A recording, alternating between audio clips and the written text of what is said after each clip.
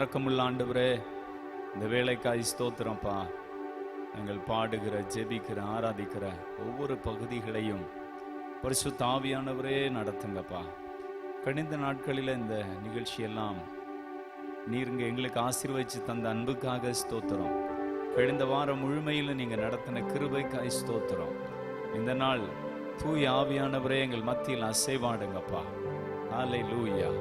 துவக்குகிற இந்த வேளையிலிருந்து இந்த மீட்டிங் முடிவின் நேரம் வரைக்கும் தேவாதி தேவனுடைய பிரசன்னம் எங்களை சூழ்ந்து கொள்ளட்டப்பா.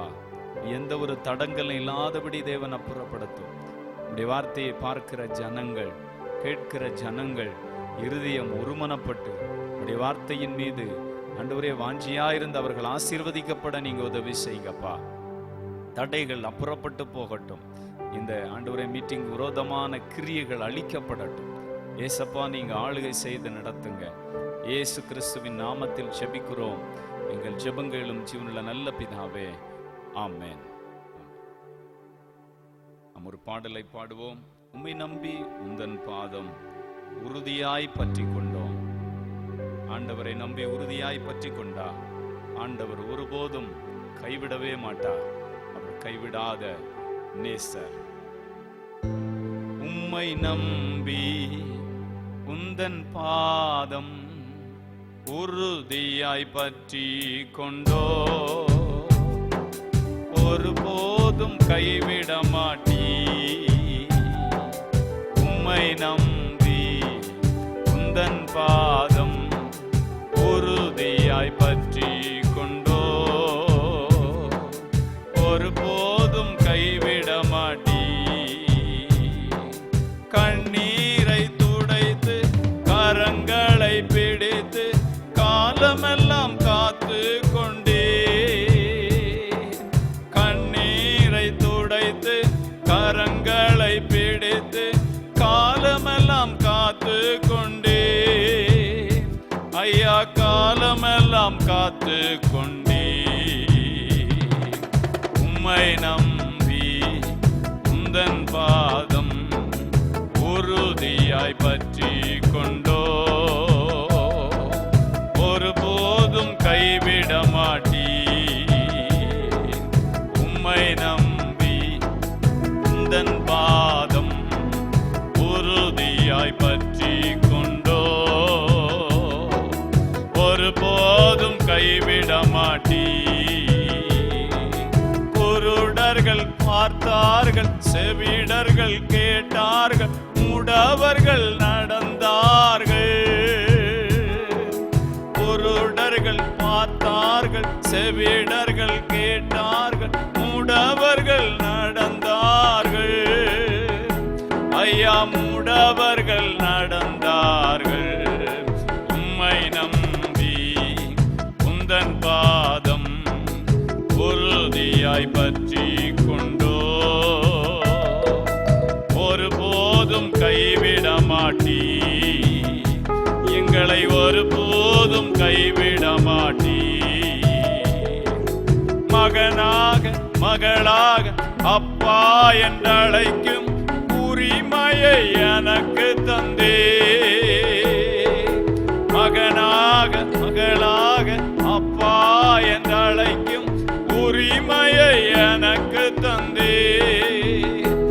ஐயா, உரிமையை எனக்கு தந்தே. உம்மை நம்பி உந்தன் பாதம் உறுதியாய் பற்றி கொண்டோ, ஒருபோதும் கைவிட மாட்டீ.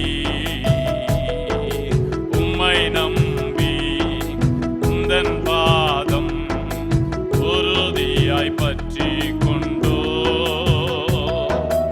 ஒருபோதும் கைவிட மாட்டீ. அச்சாரம்மம் முத்திரையம் அபிஷேக வல்லமை அடிமைக்கு தந்தீரே. அச்சாரமம் முத்திரையம் அபிஷேக வல்லமை அடிமைக்கு தந்தீரே.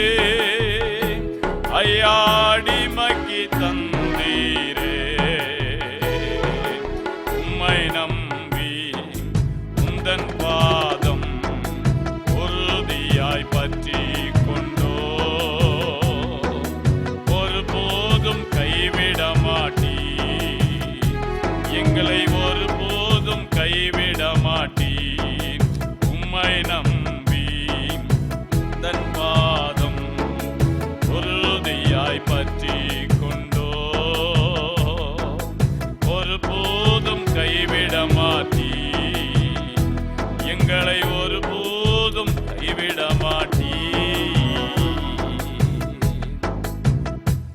ஆண்டவரை அப்படியே ஸ்தோத்திரம் பண்ணுவோம்.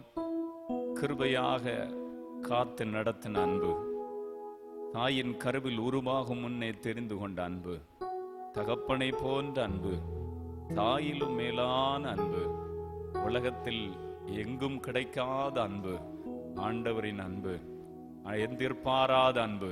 பாவிகளாக நாங்கள் இருக்கையில எங்களுக்காகவே மரித்த அன்பு, எங்களுக்காகவே உயிர்த்த அன்பு, எங்களுக்கு நாங்கள் பட வேண்டிய தண்டனைகளை ஏற்றுக்கொண்ட அன்பு.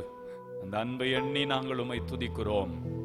பிசாசின் ராஜ்யத்தின் நின்று, சாத்தானுடைய அதிகாரத்தின் நின்று எங்களை வேறு பிரித்த அன்பு, ஆண்டவரே ஒளியின் ராஜ்யத்துக்கு பங்குள்ளவர்களாக எங்களை மாற்றுகிற அன்பு.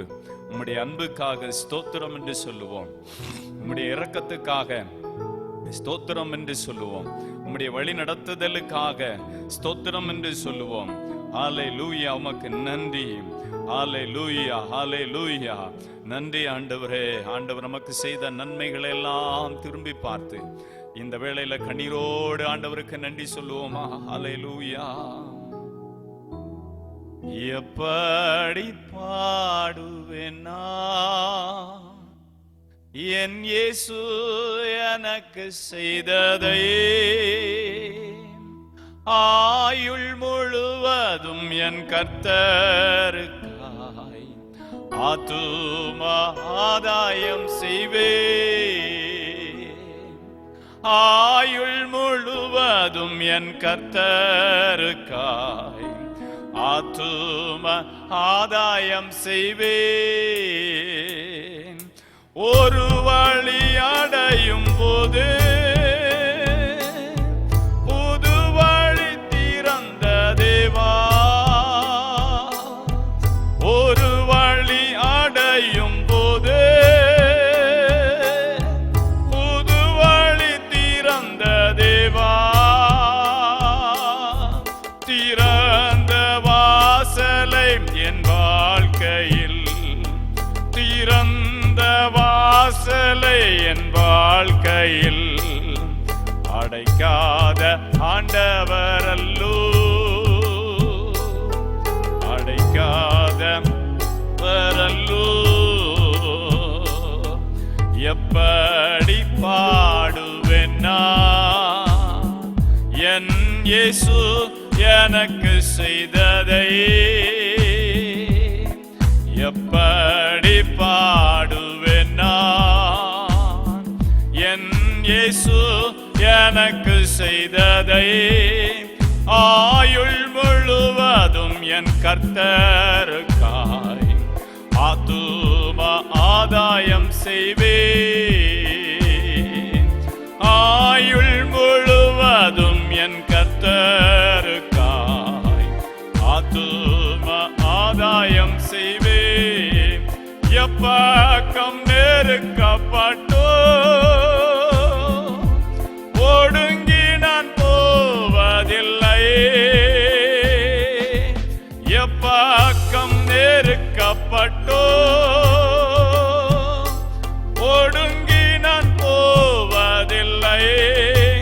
அப்பனின் மார்பினில் சாய்ந்தென்றுமே, அப்பனின் மார்பினில் சாய்ந்தென்றுமே எப்போதும் பாடிடுவே, எப்போதும் பாடிடுவேன். எப்படி பாடுவேனா என் இயேசு எனக்கு செய்ததை, ஆயுள் முழுவதும் என் கர்த்தருக்காய் தூம ஆதாயம் செய்வேன். ஆயுள் முழுவதும் என் கர்த்தருக்காய் ஆத்தும ஆதாயம் செய்வேன். ஆண்டவரை பார்த்து அப்படியே உள்ளத்தின் ஆழத்தின் என்று தேவரீர் செய்த எல்லா உதவி உபகாரங்களுக்காக ஸ்தோத்திரம். ஒரு தாவீது ரட்சிப்பின் பாத்திரத்தை எடுத்துக்கொண்டு கர்த்தரை தொழுது கொண்டபடி நானும் உம்முடைய சமூகத்தில் வந்து உம்மை நாங்கள் ஆண்டவரே ஆராதனை செய்கிறோம், மகிமைப்படுத்துகிறோம் என்று சொல்லி நம்மை தட்டி ஆண்டவரை உயர்த்தி, ஆண்டவர் நம்மை நடத்தி வந்த பாதைகளை திரும்பி பார்த்து, அல்லேலூயா, கர்த்தர் செய்த எல்லா உபகாரங்களுக்காக ஆண்டவருக்கு நன்றி சொல்லுவோமா? பிரயாணங்களில் தந்த பாதுகாப்புக்காக நன்றி சொல்லுவோமா? அந்த கொள்ளை நோய்கள் பரவுகிற காலத்தில் ஆண்டவர் தந்த சுகத்துக்காக, பலத்துக்காக நன்றி செலுத்துவோமா? ஆண்டவர் கையிட்டு செய்யும் எல்லா வேலையிலும் அவருடைய ஆசீர்வாதத்தை அவர் தந்ததற்காக ஸ்தோத்திரம் செலுத்துவோமா? அல்லேலூயா. நன்றி அப்பா. சத்துரு வெள்ளம் போல வந்த வேளைகளில் எல்லாம் ஆவியானவர் அவனுக்கு எதிராக குடியேற்றினாரே, அந்த தேவன் குடியேற்றின அன்புக்காக ஸ்தோத்திரம் செலுத்துவோமா? நன்றி அப்பா, நன்றி அப்பா. ஹல்லேலூயா. ஆண்டவரே, கண்ணீருக்கும் கால இடலுக்கும் ஆத்துமாவை மரணத்துக்கும் தப்புவித்த தயவுக்காக நன்றின்னு சொல்லுவோமா? நீர் தந்த ஆவிக்குரிய நன்மைகளுக்காக நன்றின்னு சொல்லுங்க. ரட்சித்தீரே, அபிஷேகித்தீரே, வேறு பிரித்தீரே, உம் பிள்ளையாக மாற்றினீரே, நன்றின்னு சொல்லுங்க. நன்றி அப்பா, நன்றி நன்றி. அல்லேலூயா. ஸ்தோத்திரம் ஸ்தோத்திரம். ஆண்டவரை பார்த்து அவருக்கு ஆராதனை செய்வோமா? ஆராதனை உமக்கே, நாளெல்லாம் ஆராதனை சுமகராஜனுக்கு, ஆராதனை உமக்கே,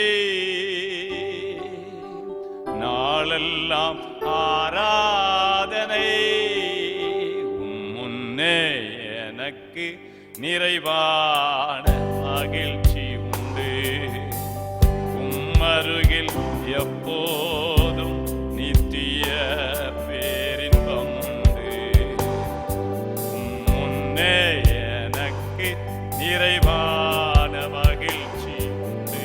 சுராஜா, உம்மருகில் எப்போதும் நித்திய பேரின்பம் உண்டு, என்னை காக்கும் இறைவன் நீரே, உம்மிடம் நான் அடைக்கலம் புகுந்தே. எல்லாரும் சொல்லுவோமா? என்னை காக்கும் இறைவன் நீரே, உம்மிடம் நான் அடைக்கலம் புகுந்தே, என்னை ஆளும் தலைவர் நீரே, உம்மை அன்றி ஆசை வேறில்லை, முன்னே எனக்கு நிறைவான மகிழ்ச்சி உண்டு, உம்மருகில் எப்போதும் நித்திய பேரின்பம் உண்டு, முன்னே எனக்கு நிறைவான மகிழ்ச்சி உண்டு, உம்மருகில் எப்போதும் நித்திய பேரின்பம் உண்டு.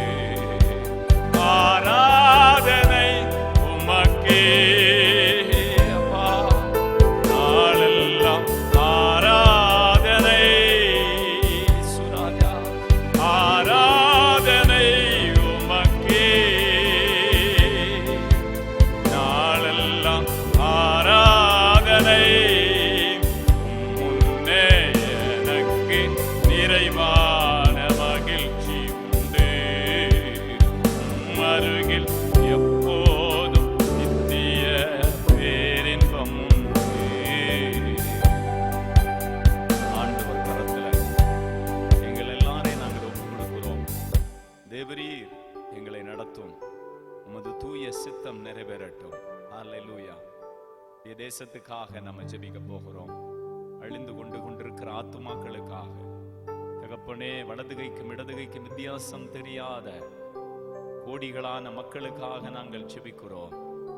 ஆண்டவரே, அவர்களை ரட்சியும், உங்க பிள்ளைகளாக மாற்றும்.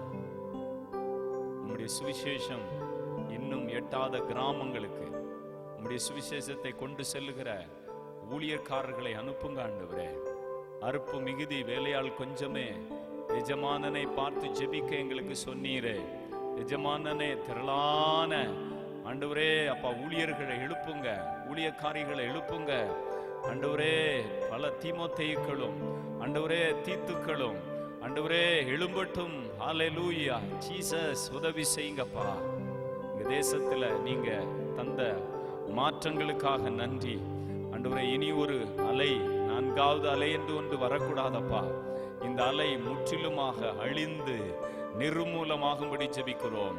எந்தெந்த பகுதிகளில் மக்களிடையே இந்த நோய் தொற்று பரவுகிறதோ அவைகள் இயேசு கிறிஸ்துவின் நாமத்தில் அழிக்கப்பட எல்லாரும் ஸ்தோத்திரம் பண்ணி ஜெபம் பண்ணுவோம். உயிர்த்தெழுந்த வல்லமை இறங்கட்டும். இந்த நோய் கிருமி இன்னொருவருக்கு பரவி இன்னொருவருக்கு பரவி அதை வேகப்படுத்துகிற அதனுடைய வீரியங்கள் அடங்கி போவதாக. மனிதனுடைய உயிர் தேவ பார்வையில் அருமையாக எண்ணப்பட தேவனே தேசத்தின் அக்கிரமங்களை மீறுதலை மன்னித்து நீர் இறங்குவீராக. தகப்பனே, எங்கள் தேசத்தின் தலைவர்களுக்காக நாங்கள் ஜெபிக்கிறோம்.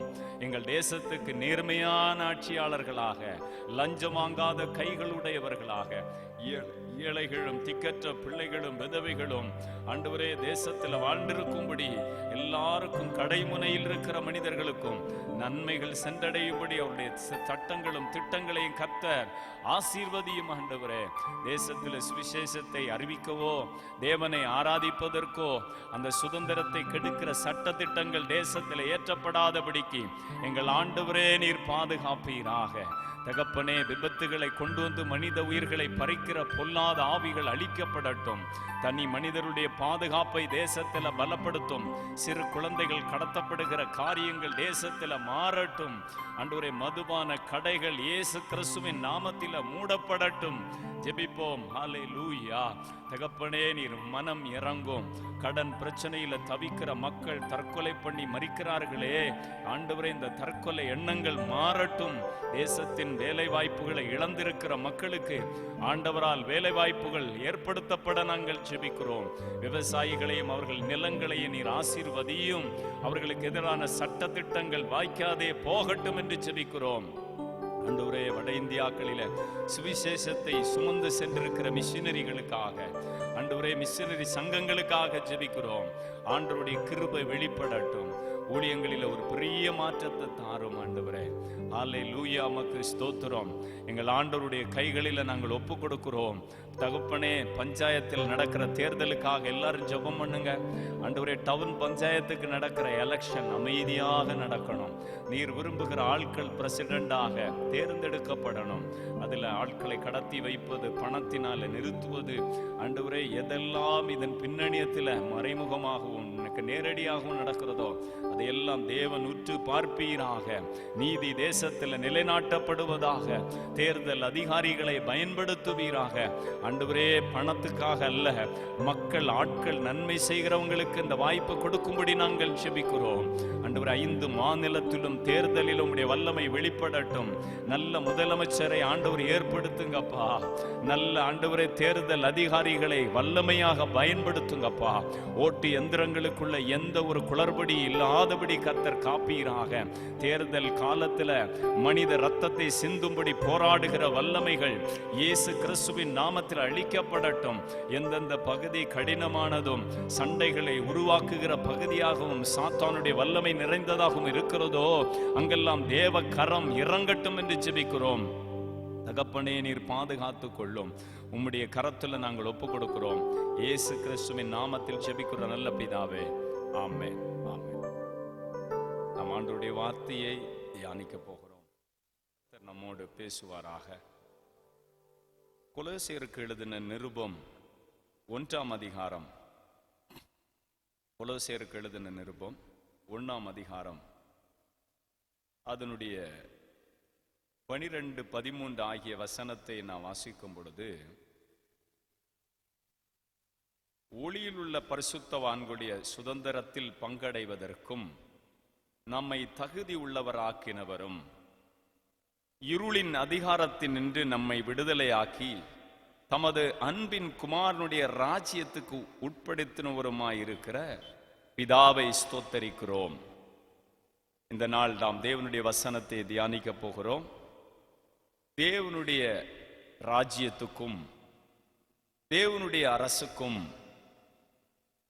பிசாசின் அரசுக்கும் ஒளியின் அரசுக்கும் இருளின் அரசுக்கும் உள்ள காரியங்களை நாம் தியானிக்க போகிறோம். ஒளியின் அதிகாரத்தை உடையவராக நம்முடைய ஆண்டவர் இருக்கிறார். இந்த வசனம் சொல்லுகிறது, ஒளியில் உள்ள பரிசுத்தவான்களுடைய சுதந்திரத்தில் பங்கடைவதற்கு நம்மை தகுதி உள்ளவர் ஆக்கினவரும். ஒளி வெளிச்சமான இடம், அங்கதான் பரிசுத்தவான்கள் இருக்கிறாங்க. நம்ம முன்னாடி இந்த உலகத்துல ஓட்டத்தை ஓடி முடித்து போன ஆபிரகாம், ஈசாக்கு, யாக்கோபு, தேவனுக்காக வாழ்ந்த ஊழியர்கள், தேவனுக்காக வாழ்ந்த தேவ மக்கள் அநேகர் ஒளியின் ராஜ்யத்துக்கு தகுதியுடையவர்களாக மாறி இருக்கிறாங்க. ஆனா இருளின் அதிகாரம் என்று ஒன்று இருக்கிறது. இருளின் அதிகாரம் இருட்டை குறிக்கிறது, அது சாத்தானை குறிக்கிறது. அந்த இருளின் அதிகாரம், இந்த இருளின் அதிகாரத்தை குறித்தெல்லாம் நாம் பார்க்க முடியும். தேவனுடைய அதிகாரம், தேவன் பரலோகத்திலிருந்து அவர் மகிமையாக இந்த பூமிக்கு வந்ததையும், தேவனாகிய கர்த்தர் அவரை அனுப்பினதையும், அவர் பிதாவின் சித்தத்தை செய்வதற்காகவே இந்த பூமிக்கு வந்ததையெல்லாம் நாம் வேதத்திலிருந்து பார்க்க முடியும். அப்போ ஒளியின் ராஜ்யம், இருளின் ராஜ்யம். ஒளியின் ராஜ்யத்தை இந்த பூமிக்கு அளிப்பதற்கு ஆண்டவராகிய இயேசு கிறிஸ்து இந்த பூமிக்கு வந்தார். மத்தேயு, யோவான் 8ஆம் அதிகாரம் அதனுடைய 42 வாசிக்கும் பொழுது இயேசு அவர்களை நோக்கி, தேவன் உங்கள் பிதாவாயிருந்தால் என்னிடத்தில் அன்பாயிருப்பீர்கள். ஏனெனில் நான் தேவனிடத்தில் இருந்து வந்திருக்கிறேன், நான் சுயமாய் வரவில்லை, அவரே என்னை அனுப்பினார். ஆண்டவர் இந்த உலகத்துல பரலோகத்தில் இருந்து அவர் இந்த பூமிக்கு வந்தார். தேவன் தம்முடைய ஒரே பேரான குமாரனை விசுவாசிக்கிற யாரானாலும் அவர்கள் கெட்டுப்போகாமல் நித்திய ஜீவனை அடையும்படிக்கு அவரை இந்த பூமிக்கு தந்தருளி அவருடைய அன்பை பிதாவாகிய தேவன் வெளிப்படுத்தினார். ஒளியின் ராஜ்யத்துக்கு தேவ மக்கள் பங்குள்ளவர்களாக மாற வேண்டும் என்று இந்த இடத்துல ஆண்டவர் சொல்லுகிறார், என் வசனத்தை நீங்கள் ஏன் அறியாமல் இருக்கிறீர்கள்? என் உபதேசத்தை கேட்க மனதில்லாத இருக்கிறதினால் அல்லவோ நீங்கள் உங்கள் பிதாவாகிய பிசாசானவனால் உண்டானவர்கள். உங்கள் பிதாவினுடைய இச்சையின்படி செய்ய மனதாய் இருக்கிறீர்கள். அவன் ஆதி முதற்கொண்டு மனுஷ கொலைபாதகரானாய் இருக்கிறான். சத்தியம் அவனிடத்தில் இல்லாதபடியினால் அவன் சத்தியத்திலே நிலை நிற்கவில்லை. அவன் பொய்யனும் பொய்க்கு பிதாவுமாயிருக்கிறான். அவன் பொய்யை பேசும் பொழுது தன் சொந்தத்தில் எடுத்து பேசுகிறான். நான் உங்களுக்கு சத்தியத்தை சொல்லுகிறபடியால் நீங்கள் என்னை விசுவாசிக்கிறதில்லை. என்னிடத்தில் பாவம் உண்டென்று உங்களில் யார் என்னை குற்றப்படுத்தக்கூடும்? நான் சத்தியத்தை சொல்லி இருக்க நீங்கள் ஏன் என்னை விசுவாசிக்கிறதில்லை? தேவனால் உண்டானவன் தேவனுடைய வசனத்துக்கு செவி கொடுக்கிறான். அப்போ ஒளியின் ராஜ்யம், இருளின் ராஜ்யம், இந்த 2 குரூப்பையும் நம்ம பார்க்க முடியும். இந்த உலகத்துல களையை விதைத்து இருளின் ராஜ்யத்துக்காக மக்களை சாத்தான் மாற்றி கொண்டிருக்கிறான். மனுஷர் ஆவிக்கிற ரீதியில விழிப்பில்லாமல் இருக்கும் பொழுது அவர்களுக்குள்ளே சத்துரு களைகளை விதைத்து கொண்டிருக்கிறான். ஆண்டவருடைய வசனத்தை இன்னைக்கு நிறைய பேர் ஏற்றுக்கொள்ள மனதில்லாமலும் தேவனுடைய வசனத்துக்கு செவி கொடுக்காமலும் இருக்கிறதை வாசிக்க முடியும். ஆனால் ஆண்டவர் சொல்லுகிறார், தேவனால் உண்டானவன் தேவனுடைய வசனத்துக்கு செவி கொடுக்கிறான். நீங்கள் தேவனால் உண்டாயிராதபடியினால் செவி கொடாமல் இருக்கிறீர்கள் என்றார். அப்போ ஒரு மனுஷன் மனம் திரும்பினால் வசனத்துக்கு செவி கொடுக்கணும் என்ற ஒரு வாஞ்சை, விருப்பம் அவர்களுக்குள்ள உருவாகும். அதற்கு முன்னாடி அந்த வசனத்தை கேட்கும் பொழுது அது பைத்தியமாக இருக்கும். ரட்சிக்கப்படுகிற நமக்கோ அது தேவ பலன். ஆனா ரட்சிக்கப்படாத மனுஷனுக்கு சுவிசேஷம் என்பது, வேத வசனம் என்பது அது கசப்பானதாக இருக்கும். அது அவனால அங்கீகரிக்க முடியாததா இருக்கும். அது ஏன் அப்படி நடக்கிறது என்று நம்ம வேத வசனத்தை ரொம்ப உன்னிப்பா கவனிச்சா அந்த வசனங்களை சொல்லப்பட்டிருக்கிறது. 2 கொரிந்தியர் 4ஆம் அதிகாரம் 4வது வசனத்தை நம்ம வாசிக்க கேட்போம். 2 கொரிந்தியர் 4:4. தேவனுடைய சாயலா இருக்கிற சுவிசேஷத்தின் ஒளி அவிசுவாசிகளாகிய அவர்களுக்கு பிரகாசமாயிராதபடிக்கு இப்பிரபஞ்சத்தின் தேவனானவன் அவர்களுடைய மனதை குருடாக்கினான். இன்றைக்கு தேவனுடைய ராஜ்யத்துக்கு, ஒளியின் ராஜ்யத்துக்கு, இருளின் ராஜ்யத்துக்குள்ள காரியத்தை ஆண்டவர் நமக்கு தியானிக்க நமக்கு கொடுத்திருக்கிறார். ஏன் இருளின் ராஜ்யத்தில் இருக்கிற நிறைய பேர், உலகத்தில் வாழுகிற மக்களால விசுவாசிக்க முடியலைன்னா, தேவனுடைய சாயலா இருக்கிற கிறிஸ்துவின் மகிமையின் சுவிசேஷம் அதுதான் ஒரு மனுஷனை ஒளியாக மாற்ற முடியும். சுவிசேஷம் தான் இன்னைக்கு கல்வியை கொண்டு வந்திருக்கிறது. ஒரு மனிதனை உயர்ந்தவனாக, பண்புள்ளவனாக, நல்ல குணாதிசயம் உள்ளவனாக மாற்றி இருக்கிறது. ஆனா அதற்கு முன்னாடி எல்லாம் கீழ்ப்படியாத பிள்ளைகளிடத்துல கிரியை செய்கிற ஆகாச அதிகார பிரபுவாகிய ஆவிக்கேற்றபடி நடந்தீர்கள் என்று எழுதப்பட்டிருக்கிறது. அது மாத்திரமல்ல, சுவிசேஷத்தின் ஒளியாகிய வசனத்தை ஏற்றுக்கொள்ளாதிருக்கிற மனிதர்களுக்குள்ள என்ன செய்கிறதென்றா, இந்த இப்பிரபஞ்சத்தின் தேவனானவன் அவருடைய மனதை குருடாக்கினான். சுவிசேஷத்தை ஏற்றுக்கொள்ள முடியாதபடிக்கு இந்த உலகத்துல இருக்கக்கூடிய நம்பப்படுகிற மனிதர்களால பலரால தேவன் ஒருவரே, அவர் இயேசுவாக இந்த உலகத்துக்கு வந்தார். பிதா, குமாரன், பரிசுத்த ஆவி திருத்துவத்தில் ஒன்று. ஆனா இந்த உலகத்துல நிறைய காரியங்களை நம்ம பார்க்க முடிகிறது. அவைகள் இந்த உலகத்தில் உள்ள மனிதர்கள் சுவிசேஷத்தை ஏற்றுக்கொள்ளாதபடிக்கு அவருடைய மனக்கண்களை இப்பிரபஞ்சத்தின் தேவனானவன் குருடாக்கி வச்சிருக்கிறான். அவன் எதுக்கு குருடாக்கி வச்சிருக்கிறான்னா, இவங்க ஒளியில் உள்ள பரிசுத்தவான்களுடைய ராஜ்யத்துல பங்கடையக்கூடாது, அவங்க இருளில் உள்ள ராஜ்யத்துல பங்கடையணும்னு சொல்லி அவங்களுடைய கண்களை குருடாக்கி வைத்திருக்கிறான். ஆம் தேவ பிள்ளைகளே, இதுதான் இன்னைக்குள்ள மனிதர்களுடைய நிலைமை. நிறைய பேருக்கு தேவன்னா யாருன்னு தெரியாமலே தான் கையினால தான் தேவனால் உருவாக்கப்பட்டதையெல்லாம் இன்றைக்கு நம்பி வாழ்ந்து வணங்கி கொண்டிருக்கிறதை பார்க்க முடியும். சூரியனை உண்டாக்கினவரை, சந்திரனை உண்டாக்கினவரை, மரங்களை உண்டாக்கினவரை, இந்த உலகத்தில் உள்ள பறவைகள், ஊரும் பிராணிகள் எல்லாம் உருவாக்கின ஒருவர் இருக்கிறார். அவரை நாம் ஆராதிக்கும் பொழுதுதான் ஒளியின் ராஜ்யத்தில் நாம் பங்கடைய முடியும். ஆனால் இன்றைக்கு அந்த கண்கள் திறக்கப்படாதபடிக்கு சாத்தான் நிறைய பேரை கண்களை குருடாகி வைத்திருக்கிறதை நாம் பார்க்க முடியும். அப்போ தேவனுடைய அரசு, அந்த பரலோகத்தின் தேவனுடைய ஒளியின் ராஜ்யம், அந்த இடத்துக்கு போகிறதற்கு தேவன் நம்மை ஆயத்தமாக்கி கொண்டிருக்கிறார். பல செய்திகள் மூலமாக, சபையில பல கூட்டங்கள் மூலமாக தேவன் நம்மை ஒவ்வொரு நாளும் வழி இதுல நட அப்படின்னு சொல்லி நம்ம பின்னாடி அவர் பேசிக்கொண்டே இருக்கிறார். ரோமருக்கு எழுதின நிருபம் 14ஆம் அதிகாரம் 17வது வசனத்தை நம்ம வாசிக்க கேட்போம். தேவனுடைய ராஜ்யம் புசிப்பும் குடிப்பும் அல்ல, அது நீதியும் சமாதானமும் பரிசுத்த ஆவியினால் உண்டாகும் சந்தோஷமுமாய் இருக்கிறது. அப்போ தேவனுடைய ராஜ்யம்னா என்ன அப்படின்னு நீங்க கேட்கலாம்.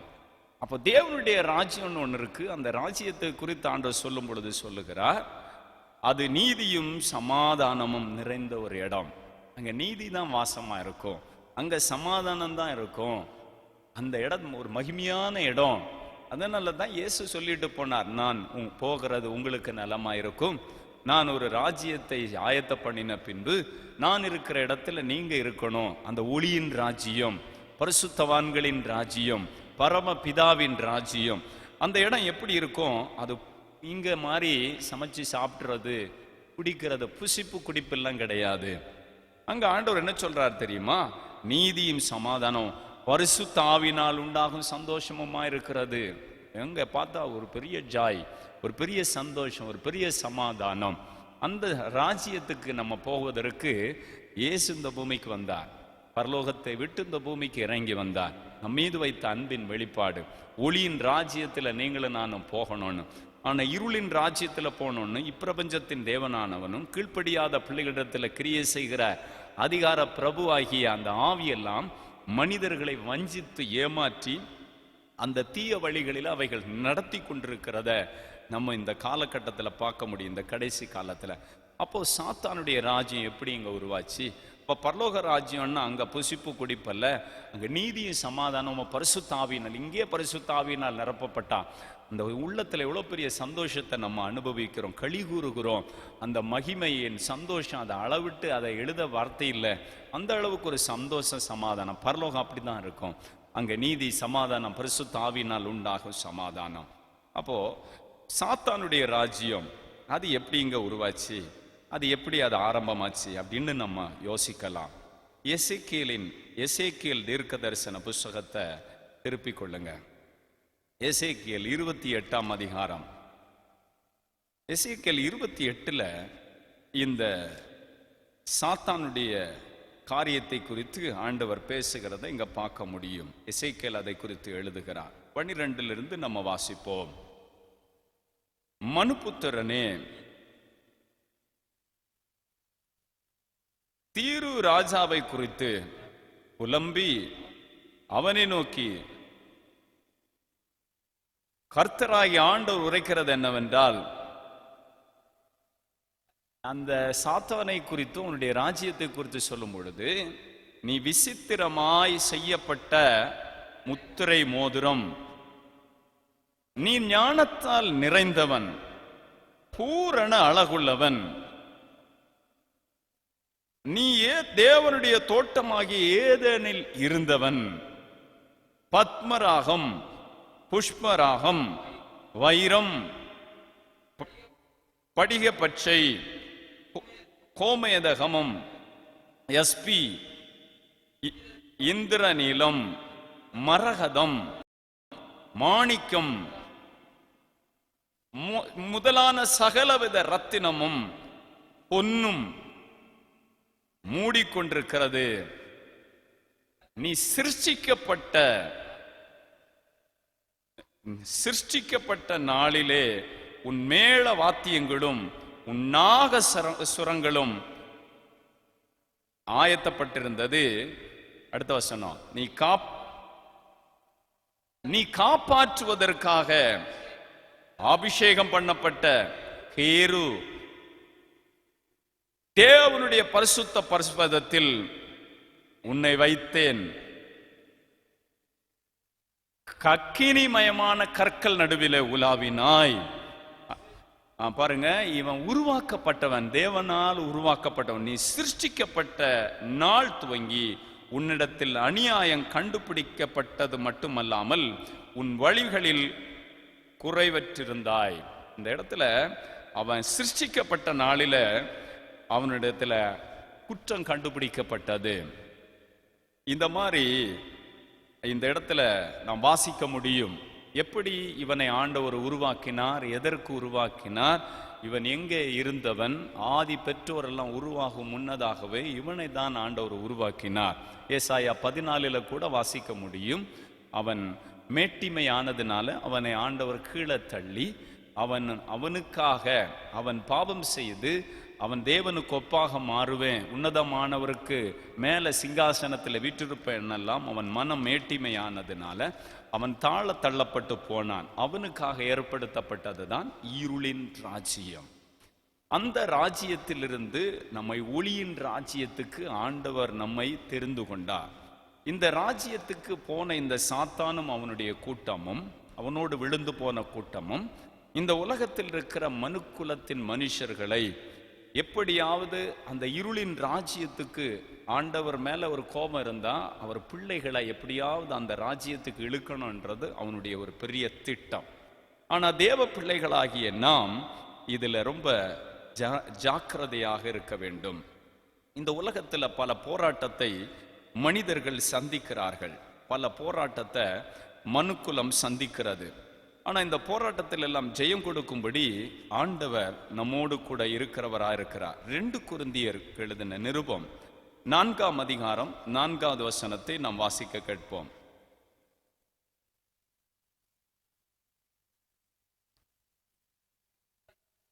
தேவனுடைய சாயலா இருக்கிற சுவிசேஷத்தின் ஒளி அவிசுவாசிகளாகிய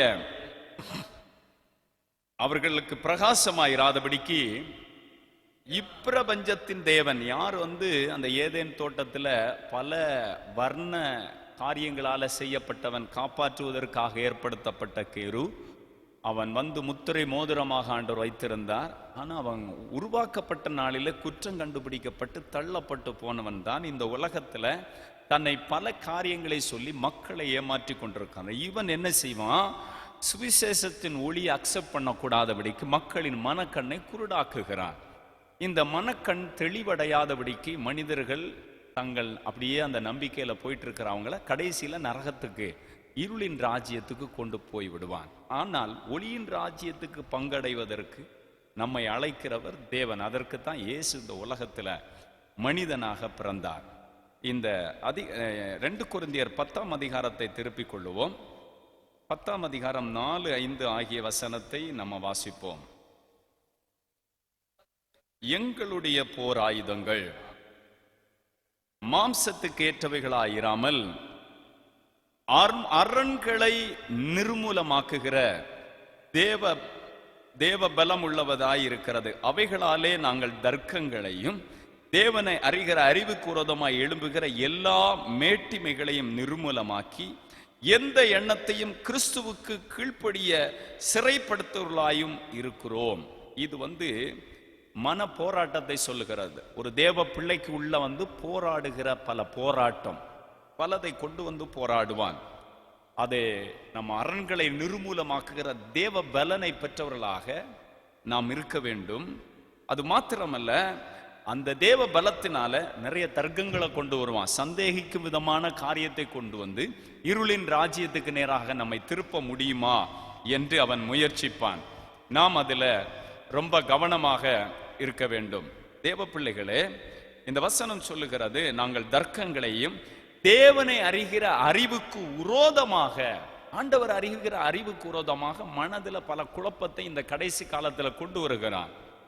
பல நாஸ்தியவாதிகளை சந்திப்பீங்க, உலகத்தில் இருக்கிற அறிவாளிகளை சந்திப்பீங்க, பல புஸ்தகங்களை வாசிக்கிறாங்க, பல யூடியூப் சேனல்களில் போய் பலதை பார்க்குறாங்க. இதெல்லாம் தேவனை அறிகிற அறிவுக்கு விரோதமாக மனிதனுடைய மனக்குழப்பங்களை உண்டாக்குகிற கிரியையாயிரு அது கொண்டிருக்கிறது. ஆனால் இதையெல்லாம் நாம் நிர்மூலமாக்க தேவ பலம், அந்த பரிசுத்த ஆவியின் வல்லமை நாம் நிறைந்தவர்களாக இருந்தா, தேவனோடு ஒரு தொடர்பில் இருந்தா, இந்த வஞ்சிக்கிற ஆவிகள் ஒன்று உங்களை ஏமாற்ற முடியாது. அவைகளாக நாங்கள் தர்க்கங்களையும் தேவன் அறிகிற அறிவுக்கு விரோதமாய் எழும்புகிற எந்த மேட்டிமையும் நிர்மூலமாக்கி எந்த எண்ணத்தையும் கிறிஸ்துவுக்குள் கீழ்ப்படுத்தி சிறைப்படுத்துகிறவர்களா இருக்கிறோம். எப்பேற்பட்ட எண்ணத்தை கொண்டு மனதளவில் போராடினாலும் அதையெல்லாம் நீங்க சிறையாக்குகிறவர்களா இருக்கணும். சிறைப்படுத்துகிறவர்களாக இருக்க தேவன் நமக்கு பலனை கொடுக்கிறார் என்று நாம் வாசிக்க முடியும். மாம்சத்தை, இது மன ரீதியான போராட்டத்தை இந்த உலகத்தின் வல்லமைகள் கொண்டு வருகிறது. ஒளியின் ராஜ்யத்துக்கு போகிற பிள்ளைகளுக்கு விரோதமா இன்னொரு போராட்டத்தை கொண்டு வருகிறான். மாம்ச ரீதியாக போராட்டத்தை கொண்டு வருகிறான். மாம்சத்தை அப்படியே மாம்சத்துக்கு விரோதமாக அவன் போர் செய்கிறான். ரோமர் 7ஆம் அதிகாரத்தில் அதை குறித்து பவுல் தெளிவாக எழுதுவார். அதிலிருந்து 13 25 வசனம் முடிய நீங்க வாசிச்சா இந்த சம்பவங்கள் நீங்க அங்க பார்க்க முடியும். அது மாம்ச ரீதியான போராட்டத்தை தூண்டி எப்படியாவது மாம்சத்தில் ஜனங்களை விழத்தள்ளி அவன் இருளின் ராஜ்யத்துக்கு இவர்களை கொண்டு போக முடியுமா? நான் விரும்புகிறதை செய்யாம நான் விரும்பாததை செய்கிறேன், நான் அல்ல, எனக்குள் இருக்கிற பாவமே அதை செய்ய எனக்குள்ள தூண்டுகிறது. இந்த மாம்சத்தின் போராட்டம் அதையெல்லாம் ஜெயிக்கதான் கர்த்தர் நமக்கு உபவாச ஜெபம், தேவ பிள்ளைகளோட ஐக்கியம், தேவ வசனத்துக்கு பயப்படும் பயம், தேவனுடைய சத்தத்துக்கு செவி கொடுத்து வாழ்றது, இதெல்லாம் வச்சிருக்கிறார். அப்போ இந்த மாதிரி நிறைய போராட்டங்களை இன்னைக்கு தேவ பிள்ளைகள் சந்தித்து வருகிறாங்க.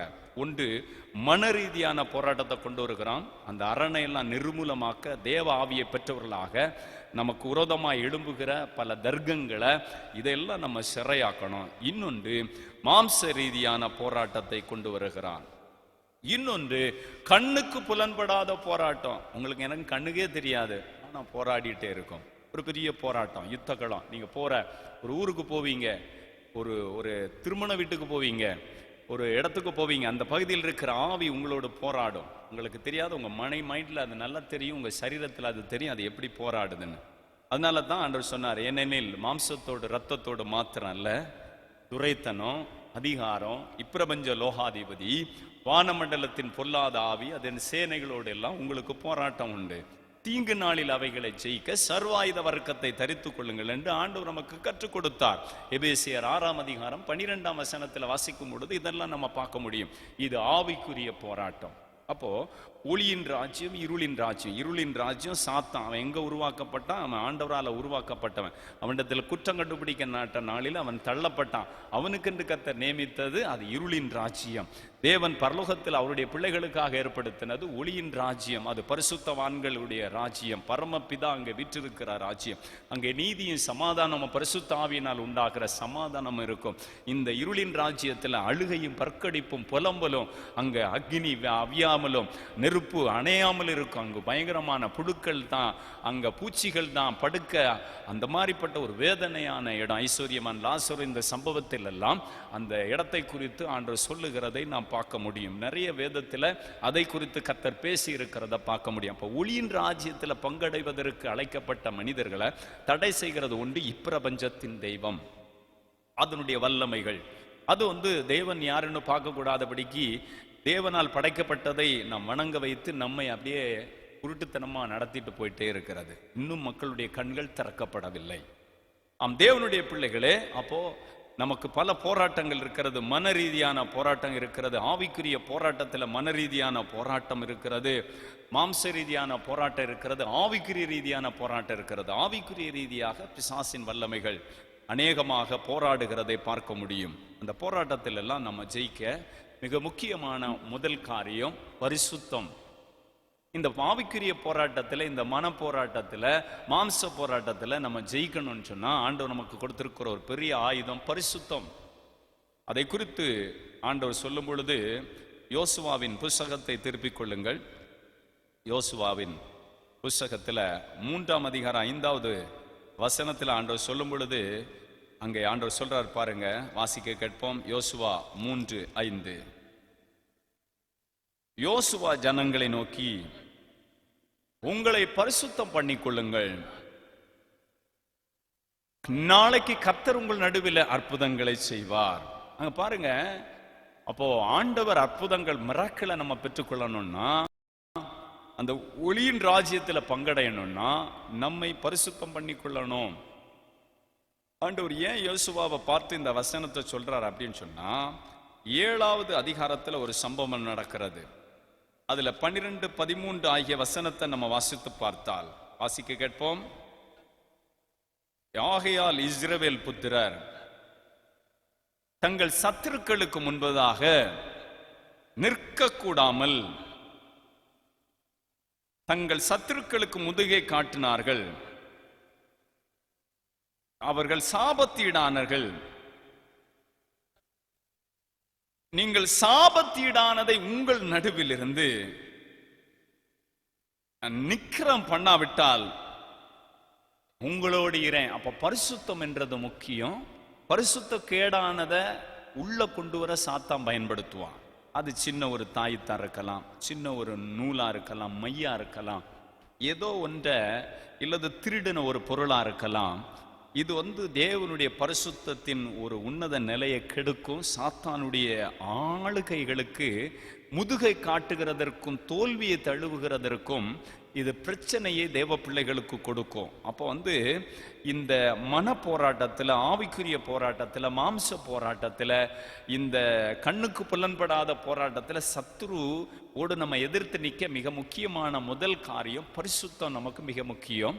இந்த பரிசுத்தம், உங்களை நீங்கள் பரிசுத்தம் பண்ணிக்கொள்ளுங்கள், உங்கள் நடுவில் ஆண்டவர் அற்புதத்தை செய்வார். பரிசுத்தத்துக்கு முக்கியத்துவம் கொடுக்கணும். வார்த்தையில், சொல்லில், செயலில், நடையில் ஆண்டவர் பிரியப்படுகிற மாதிரி வாழணும். வேதத்தை வாசித்து அந்த வசனம் காட்டுறது அது முகம்பாக்கும் கண்ணாடி. வாசிக்க வாசிக்க இதன்படி நான் இல்லையே என்று ஆண்டவர்கிட்ட புலம்பி அதற்கு நம்மை ஒப்பு கொடுப்பது, அந்த பரிசுத்தத்தில் முன்னேறுவது. அது கணுக்கால் அளவல்ல, முழங்கால் அளவல்ல, நீச்சல் ஆழத்துக்குள்ள ஆவியில நிறைந்து வாழுகிற ஒரு வாழ்க்கை. அதுக்கு நேராக நம்மை நடத்துகிறவர் ஆண்டவர். அப்போ உங்களை நீங்கள் பரிசுத்தம் பண்ணிக்கொள்ள வேண்டும். நம்மை நாம் பரிசுத்தம் பண்ணிக்கொள்ள ஆண்டவர் விரும்புகிறார். இன்னொன்று, இவங்க என்ன செய்ததுனால முதுக காட்டினாங்க? தேவன் வெறுத்த காரியத்தை உள்ள கொண்டு வந்தாங்க. தேவன் விரும்பாததை உள்ள கொண்டு வந்தாங்க. இன்னைக்கும் அப்படிதான். நிறைய பேர் இந்த உலகத்தில் வாழும் பொழுது ஒரு ஜெயமான வாழ்க்கை வாழ முடியாதபடிக்கு முதுக காட்டுவதற்கும் தோல்வியை தழுவுவதற்கும் இந்த காரியத்துக்கு பிசாசுக்கு இடம் கொடாதிருங்கள் என்று ஆண்டவருடைய வசனம் சொல்லுகிறது. அவனுக்கு இடத்தை நம்ம உண்டாக்கி விடுகிறோம். அதனாலே அவன் உள்ளே வருகிறார். ஆனால் இஸ்ரவேல் புத்திரர் தங்கள் சத்துருக்களுக்கு முன்பாக நிற்க கூடாமல், ஏன் பிசாசின் வல்லமைக்கு முன்ன நிற்க முடியல, ஏன் மந்திர வல்லமைக்கு முன்ன நிற்க முடியல, பில்லிசூனிய வல்லமைக்கு முன்ன நிற்க முடியல, ஏன் முதுகா காட்ட வேண்டிய சூழ்நிலை, ஏதோ ஒரு காரியத்தில் ஒரு கேப்பு, ஏதோ ஒரு காரியம் நம்ம வீட்டுக்குள்ள வந்திருக்கிறது. இதனால சத்துரு கழுக போல பறந்து வருகிறான். நம்ம அவனை எதிர்க்க முடியல. இஸ்ரவேல் நன்மையை வெறுத்தார்கள், ஆனால் சாத்தான் பின்தொடருவான். ஒளியின் ராஜ்யம் நம்ம வந்து நெருக்குகிறது. நாம் அதற்கு பங்குள்ளவர்கள் அல்ல. நாம் பரிசுத்தமா வாழணும்னு தேவன் விரும்புகிறார். அப்பொழுதுதான் இந்த போராட்டத்தில் நம்ம ஜெயிக்க முடியும். ஆகையால் இஸ்ரவேல் புத்திரர் சத்துருக்களுக்கு முன்பாக நிற்கக்கூடாதபடிக்கு சாபத்தீடானதை உங்கள் நடுவில் இருந்து நிக்கிரகம் பண்ணாவிட்டால் இனி நான் உங்களோடு இரேன். அதுதான் ஆண்டவருடைய வார்த்தை. சாபத்தீடானது, பரிசுத்த குலைச்சலானத, ஆண்டவருக்கு பிடிக்காதது, எனக்கு வேண்டாம் அப்படின்னு நீங்க அப்புறப்படுத்தாவிட்டால் ஆண்டவர் உங்கள் வீட்டுக்குள்ள, உங்கள் தொழில் கூடாரத்துக்குள்ள, உங்கள் தனிப்பட்ட ஜீவியத்துக்குள்ள அவர் இருக்க மாட்டார். அவர் விலகி போயிடுவார். பொல்லாத ஆவிகள் வரும் வெற்றிடத்தை நிரப்புவதற்கு. அதுல ரொம்ப கவனமாக இருக்க வேண்டும்.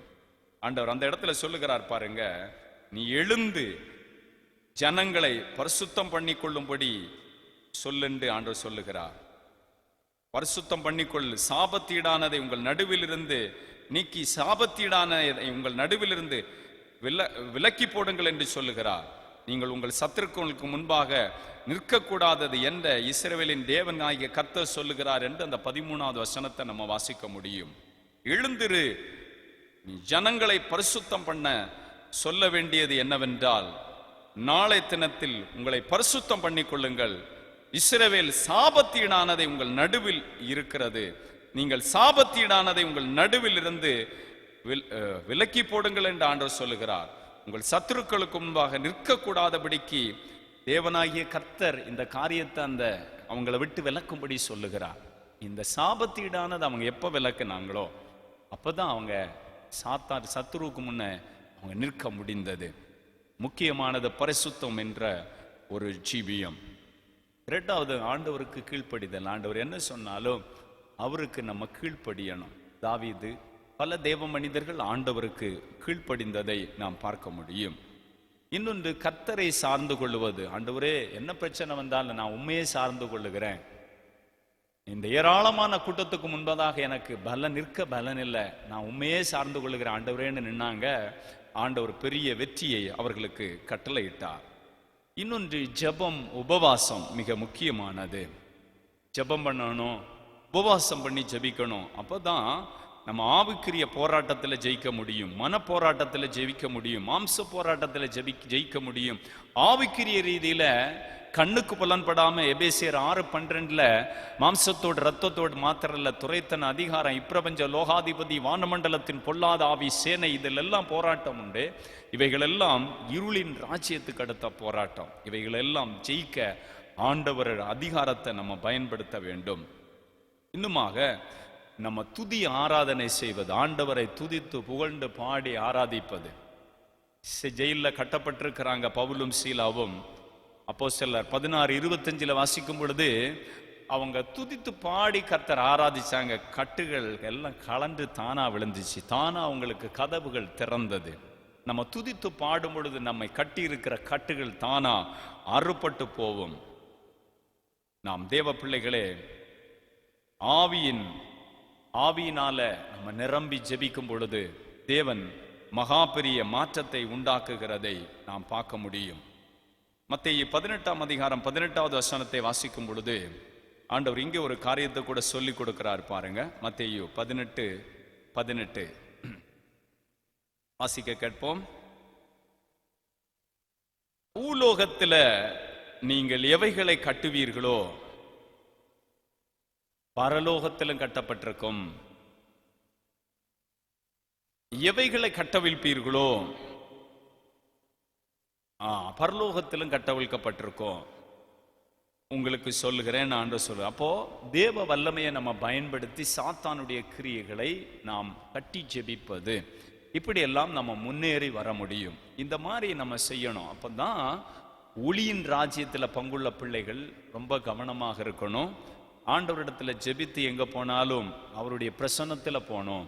அப்போ எப்படி ஒரு கொதிக்கிற தண்ணீர்ல இந்த ஈகள் வந்தா செத்து போயிருமோ, ஆவியில் அனலாயிருங்கள்னு ஆண்டவர் சொல்றாரு இல்லையா? ஸ்பிரிச்சுவல்ல ஒரு நல்ல நீங்க குளிர்ந்த அனுபவமா இருக்கும்போது தான் உங்களை சாத்தான் முற்றிலுமா முடக்கி விடுவான். ஆனா ஆவிக்குரிய ரீதியில நீங்க அனலா இருக்கும் பொழுது அவனால் உங்களை ஒன்று செய்ய முடியாது.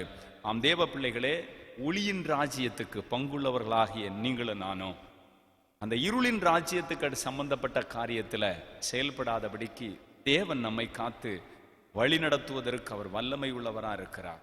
அவரை நம்ம சார்ந்து கொள்ளணும், அவரை நம்ம அண்டிக் கொள்ளணும், அவரை நமக்கு முன்பதாக நிறுத்தணும். அப்பொழுது தேவன் நமக்கு உதவி செய்ய வல்லவரா இருக்கிறார். ஒரு விஷயம் கூட வாசிப்போமா? கொலோசியர் 1ஆம் அதிகாரம் 12,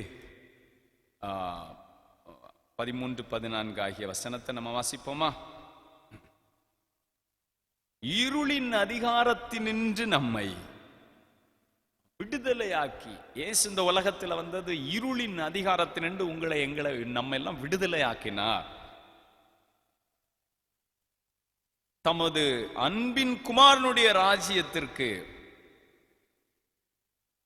உட்படுத்தினவருமாயிருக்கிற புதாவை ஸ்தோத்தரிக்கிறேன். அவருக்குள் அவருடைய இரத்தத்தினாலே அந்த மீட்பு தான் நம்மை அன்பின் ராஜ்யத்துக்குள்ள உட்படுத்தினது. இயேசு கிறிஸ்துவின் ரத்தம் யாருடைய பாவத்தை மன்னித்ததோ, யாருடைய பாவத்தை மூடினதோ, யார் அந்த இரத்தத்தினால் கழுவ தங்களை ஒப்பு கொடுத்தார்களோ அவங்க தான் அந்த ஒளியில் பரிசுத்தவான்களுடைய சுதந்திரத்துல பங்கடைவதற்கு அவர்களை அவர் தகுதிப்படுத்துகிறார். அந்த இரத்தம் தான் அந்த மனிதர்களை தகுதிப்படுத்துகிறது என்று நாம் வாசிக்க முடியும்.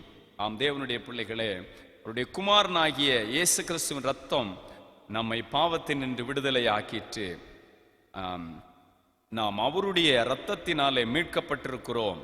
அவருடைய இரத்தம் நம்மை விடுதலை ஆக்கி இருக்கிறது. நாம் இருளின் ராஜ்யத்துக்கு நேரானவர்கள் அல்ல, ஒளியின் ராஜ்யத்துக்கு நேரானவர்கள். ஒளியின் ராஜ்யத்துக்கு அடுத்ததை குறித்த சிந்தை நமக்கு இருக்கணும். அதுல நமக்கு பல போராட்டங்கள் வருகிறது, அதையெல்லாம் நம்ம ஜெயிக்கணும். ஆண்டவர் நமக்கு உதவி செய்வார். எல்லாரும் அப்படியே ஜெபம் பண்ணுவோமா? Thank you Jesus. எல்லாரும் தகப்பனை நோக்கி பாருங்க. அந்த இருளின் ராஜ்யத்தினின்று ஒளியின் உள்ள பரிசுத்தவான்களுடைய சுதந்திரத்தை பங்கடைவதற்கு நம்மை தகுதி உள்ளவராக்கினவரை ஸ்தோத்திரம் பண்ணுங்க. ஒளியில் இருக்கிற பரிசுத்தவான்களுடைய ராஜ்யத்தில் பங்கடைவதற்கு உங்களை தகுதியுடையவர்கள் ஆக்கினது அவருடைய இரத்தம். இருளின் அதிகாரத்தை விட்டு நம்மை விடுதலையாக்கினது அவருடைய வல்லமை. இன்னைக்கு இருளின் அதிகாரம் இருக்கிறது. இருளின் அதிகாரத்தை குறித்து எசேக்கியேலில் நம்ம வாசித்தோம். ஏசாயாவில் 14 வாசிக்க முடியும். இந்த அதிகாரங்களை விட்டு நம்மை வேறு பிரித்தார். இருளை விட்டு ஒளியினிடத்துக்கு, சாத்தானுடைய அதிகாரத்தை விட்டு தேவனிடத்துக்கு அழைத்த தேவன் உண்மையுள்ளவர். ஆண்டவருடைய மகிமை இறங்குகிற நேரத்தில் அப்படியே ஒப்பு கொடுத்து ஸ்தோத்திரம் பண்ணுங்க. Hallelujah, hallelujah. Thank you Jesus. நம்முடைய பேர் ஆயுதங்கள் அரண்களை நிர்மூலமாக்க, நமக்கு உரோதமாக எழும்புகிற சிந்தைகளை, எண்ணங்கள், வார்த்தைகள், ஆண்டவருக்கு உரோதமாக வருகிற எந்த மேட்டிமைகளை நீங்கள் சிறையாக்கும்படி ஆண்டவர் உங்களுக்கு உதவி செய்ய வந்திருக்கிறார். அல்லேலூயா, தேங்க் யூ ஜீசஸ். உமக்கு நன்றின்னு சொல்லி ஜெபம் பண்ணுங்க. அல்லேலூயா, தேங்க் யூ ஜீசஸ். ஆவிக்குரிய போராட்டம், ஏனெனில் மாம்சத்தோடு இரத்தத்தோடு மாத்திரல்ல, துரைத்தன் அதிகாரம், இப்பிரபஞ்ச லோகாதிபதி, வானமண்டலத்தின் பொல்லாதாவின் சேனையெல்லாம் யார் யாரை ஆண்டவருக்குள்ள ஒளியின் ராஜ்யத்துக்காக முன்னேற விடாதபடிக்கு அவர்களை தடை செய்து அவர்கள் முன்னிருந்ததை விட விசுவாசத்தில் பின்னுக்கு தள்ளப்பட்டிருக்கிற நிலையில் இருக்கிறாங்களோ அவங்க எல்லாம் இன்றைக்கு ஆவியோ உயிர்ப்பிக்கிறது. மாம்சம் ஒன்றுக்கும் உதவாது. ஆவியானவர் இப்பொழுது அவர்களை உயிர்ப்பிக்கட்டும். ஆவியானுடைய வல்லமை ஊற்றப்படட்டும். இருளின் அதிகாரம் அகற்றிவிட்டி இயேசு அரசுக்குள் அழைத்து விட்டீர். உமக்கு சொந்தமாய் வாங்கி கொண்டு உரிமை சொத்தாக வைத்து கொண்டீர். நன்றி தகப்பனே, நன்மை செய்தீரே. அந்த இருளின் அதிகாரத்தினின்று ஒளியின் அதிகாரத்துக்கு நம்மை அழைத்தவரை ஸ்தோத்திரம் பண்ணுங்க. அவரை மகிமைப்படுத்துங்க. ஹல்லேலூயா. ஒளியில் உள்ள பரிசுத்தவான்களுடைய சுதந்திரத்தில் பங்கடைவதற்கு நம்மை தகுதியுடையவர்களாக்கினவர். அவராலே தான் இந்த தகுதி உங்களுக்கு எனக்கு உண்டானது. அந்த ஒளியில வாழுகிற பரிசுத்தவான்களிடத்தில் பங்குள்ளவர்களாக மாறுவதற்கு நம்மை தகுதியாக்கினவர் அவருடைய ரத்தம். அவர் சிலுவையில சிந்தின ரத்தம். இந்த ரத்தத்தினால கழுவப்படாத யாராவது இருந்தா உங்களை நீங்க ஒப்பு கொடுங்க. இயேசுவே, உங்களுடைய ரத்தம் என்னை கழுவி என்னை நீதிமானாக என்னை நீதிமாட்டியாய் மாற்றட்டும்னு ஜெபம் பண்ணுங்க. அவருடைய ரத்தம் உங்கள் பாவங்களை நீக்கி உங்களை சுத்திகரிக்கிற நேரம். Praise God. நீங்க அப்படின்னா இருளின் ராஜ்யத்தை விட்டு ஒளியின் ராஜ்யத்துல பங்கடைவுலாம் மாற முடியும். உங்களுடைய பெயரை ஆண்டவர் ஜீவ புத்தகத்தில் எழுத முடியும். ஹல்லேலூயா, பிரைஸ் காட், ஹல்லேலூயா. இருளின் அதிகாரத்துல தான் நான் இருக்கிறேன். என்னை இந்த உலகத்தில் உள்ள வல்லமைகள் அடிமைப்படுத்தி வைத்திருக்கிறது என்று நீங்க உங்களுக்கு இந்த வசனத்தை கேட்கும் பொழுது நீங்க உணர்றீங்களா? நீங்க ஆண்டவர்கிட்ட ஒப்பு கொடுங்க. ஹல்லேலூயா, thank you Jesus, ஹல்லேலூயா. நன்றி அப்பா. ஆவிக்குரிய போராட்டம் உங்களோடு போராடி கொண்டிருக்கிறதா? இந்த போராட்டத்தில் நீங்க ஜெயிக்க முடியாதபடிக்கு திணறீங்களா? ஹல்லேலூயா, thank you Jesus. பரிசுத்தத்துக்கு முக்கியத்துவம் கொடுங்க. ஆண்டவருக்கு கீழ்ப்படிய ஒப்பு கொடுங்க. ஹல்லேலூயா, ஹல்லேலூயா. கர்த்தரை சார்ந்து கொள்ள உங்களை ஒப்பு கொடுங்க. ஹல்லேலூயா. ஜெபம் உபவாசத்துக்கு ஒப்பு கொடுங்க. ஹல்லேலூயா. துதித்து ஆண்டவரை ஆராதனை செய்ய ஒப்பு கொடுங்க. ஹல்லேலூயா, thank you Jesus. ஆவியானுடைய வல்லமையோடு பிசாசுகளின் வல்லமைகளை கட்ட ஆண்டவரிடத்துல பலத்தை கேட்டு ஞானத்தை கேட்டு செயல்படுத்தி பாருங்க. உங்களுக்கு முன்ன அவைகள் நொறுங்கி விடும். ஹல்லேலூயா, thank you Jesus. ஹல்லேலூயா. உமக்கு நன்றி. ஆவிக்குரிய போராட்டம், உங்க மனதில் எழும்புகிற போராட்டம், மாம்சத்தில் எழும்புகிற போராட்டம் எதுவானாலும் அதையெல்லாம் கர்த்தர் இன்றைக்கு மாற்றி உங்களை விடுதலையாக்குகிறார். தம்முடைய அன்பின் குமாரனுடைய ராஜ்யத்துக்கு தகுதியுடையவர்களா மாற்றுகிறார். ஹல்லேலூயா. ஜெபம் பண்ணுங்க. ஆண்டவரே, உமக்கு ஸ்தோத்திரம். நான் ஒளியின் ராஜ்யத்துக்கு ஆண்டவரே பங்குள்ளவர்களா என்ன மாற்றுங்கன்னு சொல்லி கேளுங்க. ஹல்லேலூயா, thank you Jesus. எத்தனை பேர் ஜெபிக்கிறீங்களோ உங்க மேல தேவனுடைய வல்லமை இறங்கி வருகிறது. அவருடைய தொடுதலை நீங்க பார்க்க முடியும். அவருடைய வல்லமையை நீங்க உணர முடியும். ஆண்டவர் உங்களை இப்பொழுதே விடுதலையாக்க முடியும். நீங்க ஆண்டவரை பார்த்து சொல்லுங்க. ஹல்லேலூயா. ஒளியில் உள்ள பரிசுத்தவான்களுடைய சுதந்திரத்தில் பங்கடைவதற்கு நம்மை தகுதியுள்ளவராக்கினவர் என்று சொல்லப்பட்டிருக்கிறது. என்னை தகுதியுடையவனாய் மாற்றும் என்று சொல்லி ஜெபம் பண்ணுங்க. இருளின் அதிகாரத்தின் நம்மை விடுதலையாக்கி என்று எழுதப்பட்டிருக்கிறது. இப்பொழுது அநேகர் இருளின் அதிகாரத்தின்று நீங்கள் விடுதலையாக முடியும். நீங்க ஆண்டவர்கிட்ட கேட்கும் பொழுது இயேசு உங்களை விடுதலையாக்குவார். ரப்பா தீலா மாதலா கபா தினாதனா ஷகமாதுனா. ஆண்டவருடைய கரத்தில் ஒப்பு கொடுக்கிறோம். ஆண்டவரே, யார் யார் இந்த சத்தியத்தை புரிந்து உம்மிடத்தில் ஜெபிக்கிறாங்களோ அவங்கள நீங்க ஆசீர்வதிக்கிறதற்காக நன்றி, நன்றி. ஆண்டவரிடத்துல ஜெபம் பண்ணுங்க. பிரச்சனையோடு இருக்கிற பிள்ளைங்க ஜெபம் பண்ணுங்க. வியாதியோடு இருக்கிறவங்க உங்க மேல வியாதி இருக்கிற இடத்துல கையை வச்சு ஸ்தோத்திரம் பண்ணுங்க. இயேசு கிறிஸ்துவின் ரத்தம் உங்களை சுகமாக்கும். இயேசு கிறிஸ்துவின் ரத்தம் உங்களை விடுதலையாக்கும். இயேசு கிறிஸ்துவின் வல்லமை உங்களை விடுதலையாக்கும். ஹல்லேலூயா. ரபா தீனா தலகபா தலா ஜகபா தனலபா துனா. வியாதிகள் மறையட்டும் இயேசுவின் நாமத்தில். உச்சத்தலை முதல் பாதம் வரைக்கும் இருக்கிற வியாதிகள் இயேசு கிறிஸ்துவின் நாமத்தில் மறைந்து போகட்டும். கண்ணீர்கள் துடைக்கப்படட்டும். காயங்கள் கட்டப்படட்டும். மந்திரத்தில் கிரியை செய்கிற வல்லமை இருளின் ராஜ்யத்தில் ஆண்டவரே கிரியை செய்கிற ஆவிகள் ஆண்டவரே ஹல்லேலூயா. தேவனே அப்பா, நம்முடைய பிள்ளைகளை விட்டு நீங்க விலகின காரியங்கள் உம்முடைய பிரியமில்லாததை வீட்டுக்குள்ள என்னெல்லாம் வச்சிருக்கிறாங்களோ அதெல்லாம் அவங்க அப்புறப்படுத்தினாதான் நான் உங்க முதுக காட்டாதபடிக்கு அவங்களை ஆசீர்வதிப்பேன்னு பேசி இருக்கிறீங்க. ஆண்டவரே, எந்தெந்த குடும்பம் தோல்வி மேல தோல்வி, ஆனா தேவன் விரும்பாத காரியம் வீட்டுக்குள்ள வந்திருக்கிறது, அவைகள் நிமித்தம் தேவனுடைய அன்பின் வல்லமை இல்லாம சாத்தான் அவர்களை தோல்வியடைய செய்து கொண்டிருக்கிறானே, அந்த வல்லமைகள் விலகும்படி ஒப்பு கொடுத்து யார் யார் வீட்டை விட்டு அந்தகாரத்தின் கிரியைகளை வெளியேற்றுகிறார்களோ அவர்கள் வீடுகளுக்குள்ள அன்பின் தேவனுடைய ராஜ்யத்தின் வல்லமை இறங்கட்டும் என்று ஜெபிக்கிறேன். மந்திரத்தில் கிரியை செய்கிற வல்லமைகள், வெள்ளி சூனியத்தில் கிரியை செய்கிற வல்லமைகள், யாகத்தில் கிரியை செய்கிற வல்லமைகள், ஏவல்ல கிரியை செய்கிற வல்லமைகள் இப்பொழுது நிர்மூலமாகி போகட்டும். ஒவ்வொரு குடும்பங்களும் இயேசு கிறிஸ்துவின் நாமத்தில் விடுதலையாக்கப்படட்டும். அல்லேலூயா. ஹalleluya. Thank you Jesus. பிள்ளைகள் ரட்சிக்கப்படாத வாலிப தம்பிகளுக்காக தங்கச்சிமாருக்காக ஜெபம் பண்றேன். ஆசீர்வதிங்கப்பா. ஹalleluya. குடும்பங்களில் கணவன் மனைவிக்கிடையே பிரிவினை கொண்டு வந்து போராடுகிற ஆவிகளை இயேசு கிறிஸ்துவின் நாமத்தில் கட்டி ஜெபிக்கிறேன். படுக்கையில் கிடக்கிற பிள்ளைகள் இயேசு கிறிஸ்துவின் நாமத்தில் சுகமாக்கப்படுவார்களாக. ஆண்டவரே, கொடிய காய்ச்சலால பாதிக்கப்பட்டிருக்கிற பிள்ளைகள் இயேசு கிறிஸ்துவின் நாமத்தினால் சுகமாக்கப்படுவார்களாக. தேவனே விடுதலையாக்கும், ஆசீர்வதியும். உம்முடைய அன்பு உம்முடைய பிள்ளைகளை நிரப்பட்டும். என்னை பலப்படுத்துகிற இயேசு கிறிஸ்துன்னு சொல்லும்படி பலன் உண்டாகட்டும் இயேசுவின் நாமத்தினால. பவுலும் சீலாவும் துதித்து பாடினது போல துதிக்கும் பொழுது கட்டுகள் தானா கலந்து போகட்டும்.